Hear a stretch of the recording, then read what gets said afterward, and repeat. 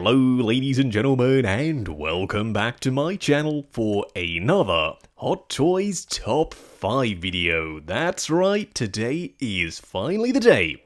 I've seen the comments, I've seen the messages. You all want to know, Justin, when are you going to do Top 5 Hot Toys Diecast Iron Man figures? Well, we're about to get that done. Don't forget though, this is my list. It's probably going to be different to yours. I hope it is, because I love seeing people's top 5 lists. Let me know which are your favourite Hot Toys Iron Man figures down in the comments below. Now, the way I like to structure these videos is I pull footage from my old reviews, so as we go through the top 5, we get to see a little bit of a slice of what my review style used to look like versus what it looks like now. So if some of the footage isn't as high quality as newer reviews, then you should know exactly why. I've also added a little bit more information in the top left hand corner, and I will do that going forward with my future top 5 videos as well. This is all in an attempt to try and make the top 5 videos more than just a top 5. I want to have them as information rich, as entertaining, and of course as enjoyable as possible. I do want to have this be a regular thing, so if you have any suggestions for future top 5s, please give me your feedback. Now, as we tend to do with the top 5s, let's kick things off with an honourable mention. Now, this just happens to be footage from my 2.0 / reissue version of the Mark 47 review that I shot all the way back in 2020. Crazy to think it literally feels like it was yesterday, but no, it was 2 years ago. I love this figure. He comes with some really awesome accessories, the open empty helmet, not something that we see a ton, the drone with the blast effects, a Tony Stark head sculpt, plus a really unique color scheme with the red, the gold, and of course a ton of silver. This one was the one that got away for a lot of people. Hot Toys saw the demand and said, "We got you, we'll reissue it." And that they did. Back in 2020, reissues weren't really commonplace. I mean, they happened every now and then, but nothing like today. Nowadays, pretty much every week we have a new reissue, but this was a rare occurrence, and I know a lot of people were really happy because the price of the Mark 47 at that point had skyrocketed on the aftermarket. Our next honourable mention is none other than the Mark 42 from Iron Man 3. I know, it's a divisive suit, but I don't really care. I love the colour scheme, I love the sculpt, and even though it's an old figure released in 2015, it still holds up. There's a ton of die-cast here, the engineering is really good, and you get battle damage pieces, which nowadays you don't really see. I also love the Tony Stark head sculpt with the blood effects, but in saying all of that, I know that the more popular variant of this suit was the Mark 43. This one was released as part of the Age of Ultron line. You could of course pop it in the Hulkbuster, which was a really neat feature. Not one that I really cared about, but neat nonetheless. The colour scheme was much more of a classic Iron Man look. He came with less accessories, but he did come with a big honkin' display base and the Ultron Mark 1 that could be placed pretty much anywhere you want. It's kind of up to you to decide which look you prefer, Mark 42 or 43, but for me, it's 42 all the way. Moving on to the actual top 5 though, kicking things off at spot number 5, we have the Iron Man Mark 5. I didn't realize I did this, but yeah, it kind of makes sense. Spot 5 for Mark 5. This happens to be the reissue version. Once again, I just like my poses and the quality of the review a little better. I love the colour scheme, the red and the silver, plus the engineering is simply incredible. You've got pop-out panels, you've got bits and pieces that you can expose, you've got a battle-damaged arm and shoulder pads. So if you get bored of the Mark V, you can switch up the look in the display.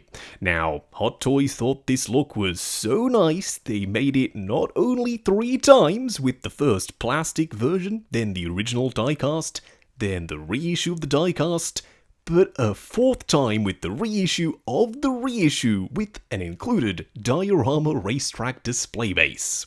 I will be picking up that version, so yeah, stay tuned to the channel because we'll be doing comparisons between all three, plus a look at that new diorama base. This guy though was no slouch when it came to accessories. He came with a Tony Stark head sculpt, one of the best ever in my opinion.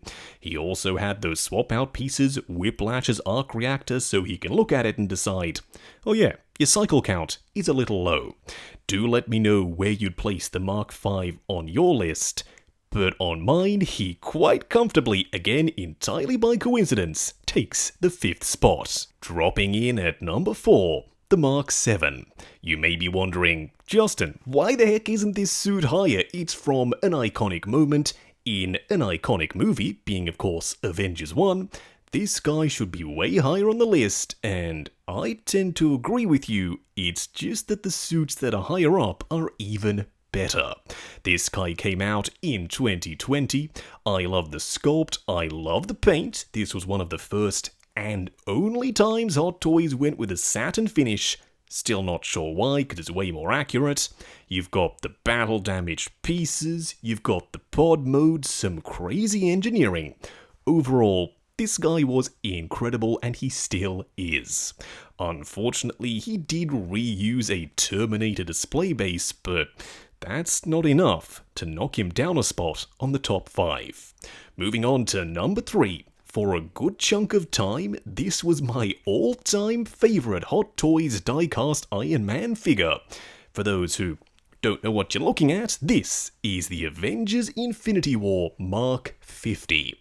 It's sleek, it's new, it came out in 2019. I'm all for this design, even though back in the day and still today, it's a little bit controversial. Now, my review wasn't the best, it was shot many years ago, but as you can see, this guy still looks incredible.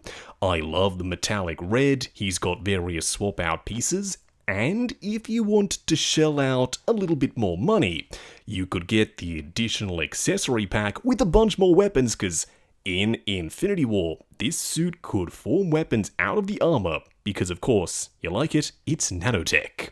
Now, it could easily go higher on the list, but yeah, I think number 3 is a good spot. You all probably saw this coming from a mile away, but taking the number 2 spot really easily, might I add, is the Mark 46 from Captain America Civil War.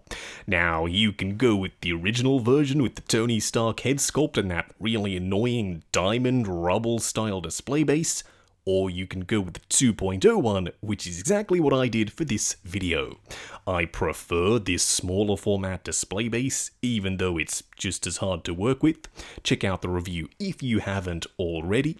I also like that they updated the leg armor so it's a little bit more accurate, just like the Mark 47. I also prefer the slightly more saturated colors. Although, with all of that being said, the original is no slouch either. It's pretty much the same exact figure, really good engineering just like the rest of the suits on this list. It's got some stunning paint, plus if you do have the original, you have the added benefit of getting an incredible Tony Stark head sculpt, one of the best of all time. It does have a black eye, which isn't something you get to see very often. I've seen a lot of people kit bash a Civil War Tony Stark with the sling and the black eye using that head sculpt. It's very versatile, and did I mention, it's a really good one. Unfortunately, you don't get it with the new figure. That's enough for a lot of people to say, well, why would I get the new one? I'll go and hunt the original. Totally makes sense, but the original, because it's considered a grail, is very, very pricey. If you have Cap and you don't plan on using the Tony Stark head sculpt, I'd go with the new one. As I said, number 2 in my top 5 Iron Man figures. The suit that takes the crown at number 1 might be a bit of a cop-out because it's also one of the newest suits, but I don't really care. It's the Avengers Endgame Mark 85, and I've been a little bit cheeky here. I've not only selected the standard Mark 85, but the battle damage as well, because I couldn't pick between the two. They're both really good. Now, it's all down to personal preference. If you like the clean look like I do, then go for the clean one. If you prefer the battle damage look with that added detail, the diorama style display base, and the battle damage Tony Stark head sculpt, then go for the battle damage version. Once again, it's up to you.